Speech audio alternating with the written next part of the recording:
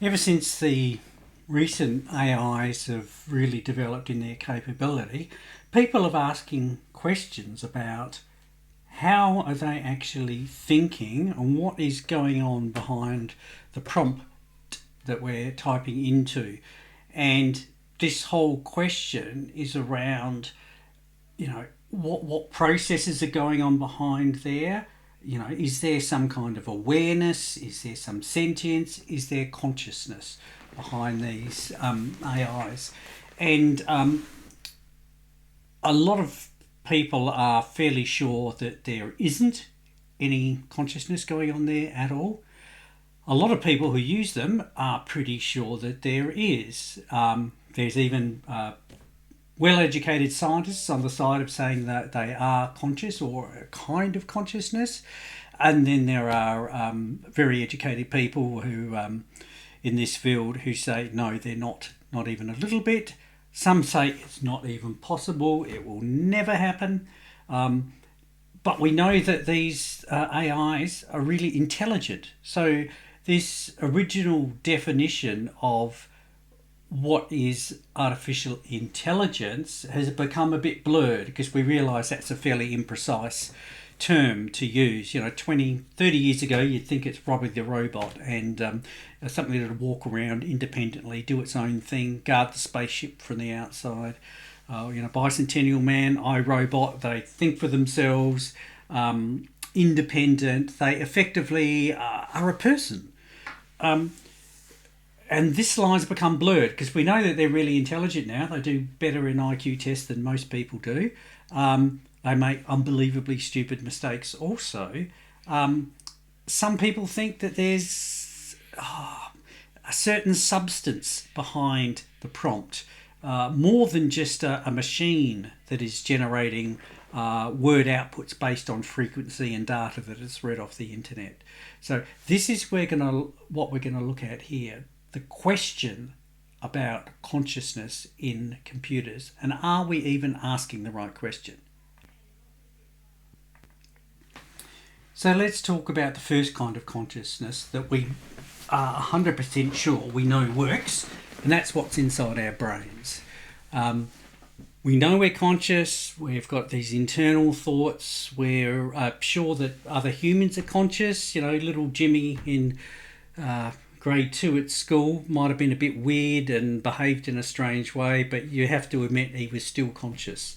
And in fact, today we're quite sure that a bunch of the higher mammals are conscious. Certainly, gorillas and chimpanzees have demonstrated all sorts of characteristics that are really similar to humans.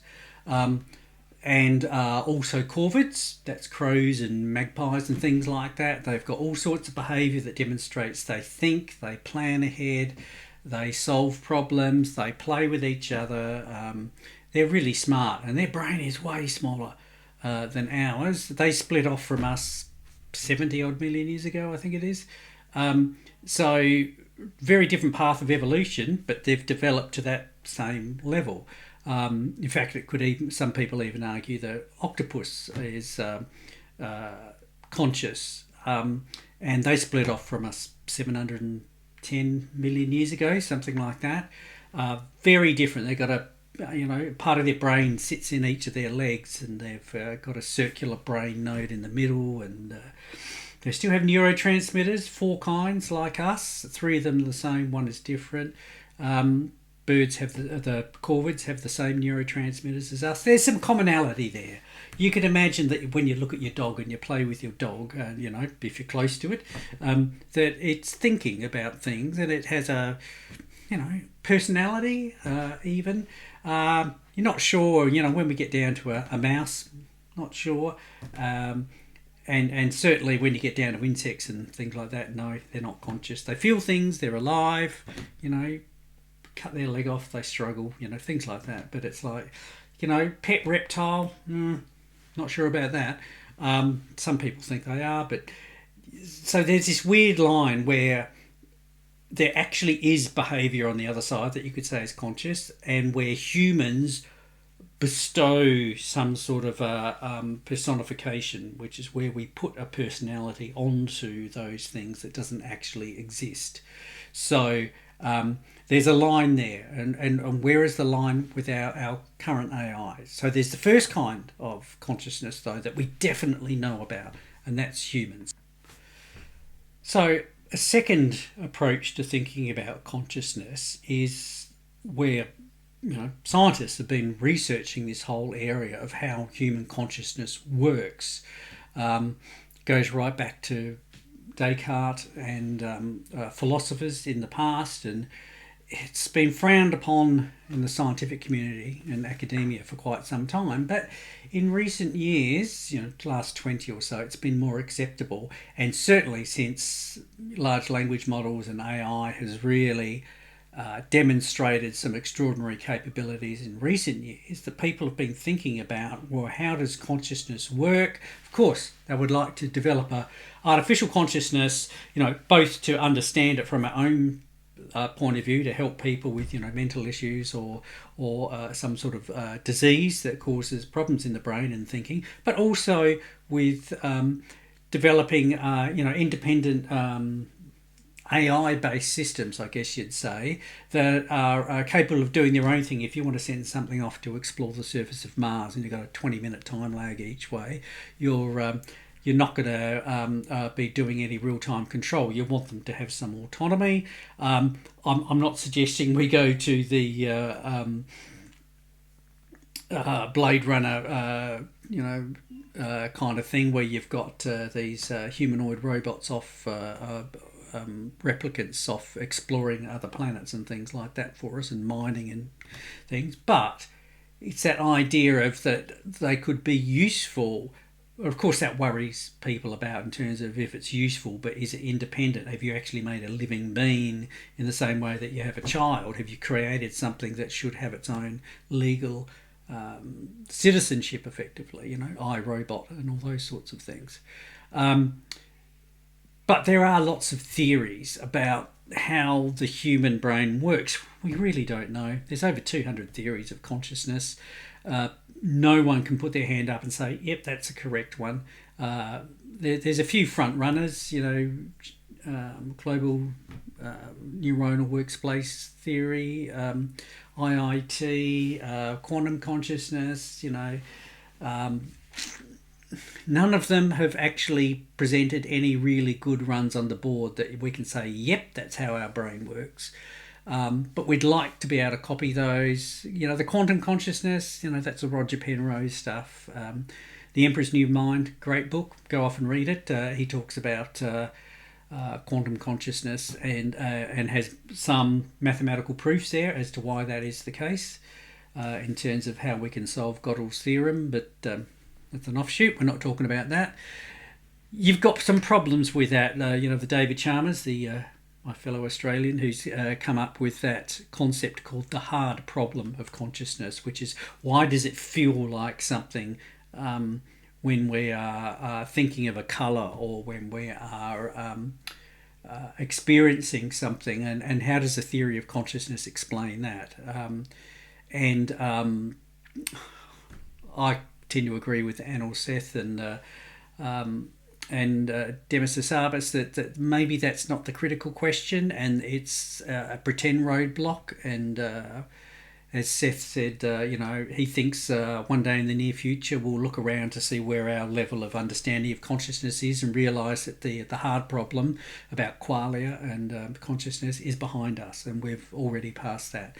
Might not have solved consciousness, but it's a bit of a furphy.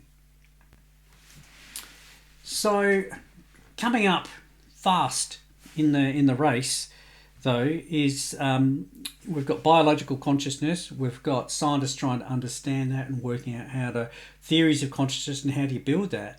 But meanwhile, a lot of that has been overtaken recently in the developments with large language models, and what we're looking at today with AI from Anthropic or ChatGPT and even Grok, Gemini, is really much more sophisticated than just a straightforward LLM and a bunch of neural networks tied together.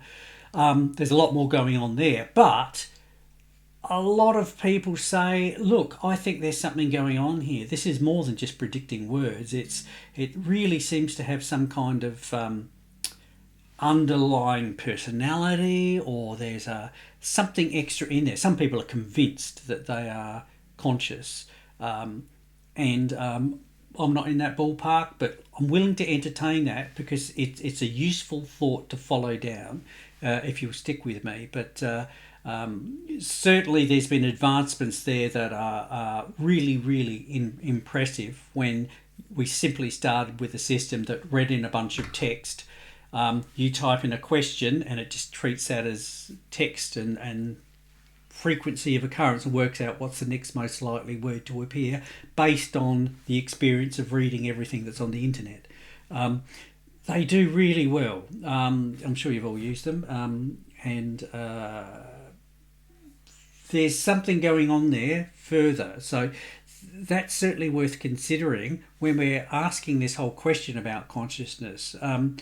You know, there's a concept called philosophical zombies where, a zombie walks around, depending on what movie you're watching, they might even talk, but they're dead. So they're not real, they don't have a soul or whatever you use to define a human being. A philosophical zombie, in terms of the whole consciousness genre of research, is a computer system that appears to be conscious from every perspective, and you can ask it and grill it. If it was in a robot, you watch its behaviour, how it interacts and everything, and you say, I cannot distinguish this from a real live human being in terms of its behaviour and its thoughts and what it says. But I know just in the background it's just a computer that's running, or it's a clockwork machine, even to be more extreme. A computer is just a von Neumann machine, just like a clockwork. So how can that be conscious? But from the outside, you couldn't tell the difference. So if you can't tell the difference, is it conscious or is it not conscious? We haven't got good rules to distinguish these things yet. There are some in the making, but we've still got a long way to go. But keep that in mind as we continue on with the next step. So, just extending on to this philosophical zombie concept. Just let's imagine that we've got a really advanced version of ChatGPT in 5 or 10 years' time. No matter what you ask it, it really seems like there's a person in there somewhere. Now let's just do a little thought experiment here. In our current galaxy of 100 billion stars, and there's meant to be nearly all of them, it turns out, have planets, from what we can tell. And a very large number of them appear to have habitable planets. So could there be aliens out there? There's a question. That's in our galaxy, and there's over 100 billion galaxies out there. So, let's imagine that there are aliens out there. When I say aliens, I don't mean a little green slug or a little weirdly shaped plant. I'm talking about actual intelligent aliens. Now, when I say intelligent aliens, I mean conscious aliens. Not intelligent in the terms of we know that our current LLMs and AIs are intelligent, but we don't know that they're conscious. But aliens that are completely independent, sentient, have their own civilizations, built fantastic spaceships, might have visited us, but they hide, or who knows what. But they're intelligent. So I think that's most people these days will tend to agree that they're probably out there somewhere. So if that's the case, it's really unlikely that their intelligence and their brains work the same as ours. Their brain might be in their skin, it might be silicon-based, it might be methane-based life form. It's going to be really, really different. Roger Penrose would argue, but it's still based on quantum entanglement or something. But look, that's not the point. The point is they're going to be really, really, really, really different to us, or even to monkeys or crows or something like that. They are massively different, but they're intelligent and conscious. So we meet them, and we can't understand their language. They learn our language because they're way more advanced than us, and we have a conversation with them, we talk with them. They seem like nice people. You know, we have a nice chat, we exchange some ideas, you know. They probably want to study us and we probably want their technology. Chances are they're way ahead of advanced of us. But look, the thing is, we're quite sure that they're conscious on the inside, but they work completely differently. So we know then from that thought experiment that other types of consciousness are possible. So where does that lead us? So we're left with this concept: if it looks like a duck and it quacks like a duck, maybe it is a duck. And this whole question of consciousness is us being a bit precious about our biology and what we feel inside our own heads. I've got a whole bunch of follow-up videos where I might talk about the whole concept of qualia, the hard problem of consciousness, and what really goes on there. But you might see my other video about total immersion, and I'll talk more about that. But for the time being, oh, by the way, if you like the video, give us a like and do subscribe to the channel. But the key thing then is, if it looks like it's conscious and it satisfies our criteria for what a conscious being is, then who are we to say that it's not? Now, this is tricky because we're getting into this realm once you get agentic AI, and the current AIs, they just sit there waiting for you to type a response. And if you say, what have you been thinking? They'll make something up because they haven't been thinking anything. They're not doing anything else. While you're not typing in anything, they do nothing. They're not designed to do anything. If they were busy the whole time in the background, then the data centers would have to be even bigger than they are. So they minimize the amount of processing that they do in the background. They only respond when you type stuff, nothing in. They're doing nothing. They're not thinking of anything. They're not saying, you know, whilst you're away, I had a thought about such and such. In fact, I had a friend, a very smart friend, who asked his computer to tell it any ideas it had whilst he wasn't there. Next time he typed in something and said, hi, how are you going? It said, now, I've been thinking about that thing that you talked about and did such and stuff. And he really thought that it had been thinking about things in the background. They're not designed to think about things in the background. That wastes way too much processing power. No, they don't. It was just that instant he came back, it saw the rule that he'd put in there to say, tell me what you've been thinking in the background. It just made stuff up. He believed it. And he had a bit more of a think about it when I spoke to him. He goes, yeah, you're right. No, actually, it was doing nothing. Anyway, let's leave it with that thought that we don't actually know what consciousness is. We don't have a theory for consciousness. We're pretty sure animals are conscious, but probably similar to us. But at the same time, it's pretty likely that there are aliens with consciousness, which is completely different to us. And if that is the case, that means consciousness is possible different to what we humans are. Therefore, who are we to say that the AIs that we are developing aren't maybe a very primitive version of a new kind of consciousness and utterly different to us? There's a lot of studies, researchers at Anthropic and DeepMind and places like that, who are trying to analyse the current AIs that we have to see how do they work, because we do not know 100% how they work and what they do. We've got an idea, and the fact that they're getting better is because we understand enough on where to improve things in terms of their short-term memory. And if you teach them things, they don't remember things permanently, not like they've remembered facts when they were being initially trained.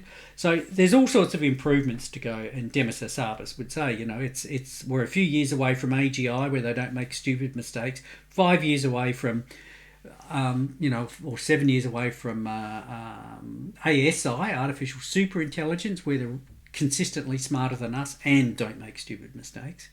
And conscious computers are, who knows how far away that is, because we don't even have a theory on how that works. Not even for us. And there's billions of examples of humans. You ever had a small child? Every small child, you know, from whether it's in the womb or, you know, when they're born, they're not conscious. They become conscious. We watch it develop. That's happened billions and billions of times, and yet we don't know how that works. There's a lot yet to discover. So do tune in for the following videos where we talk about these kinds of things and dig a lot deeper. Thank you.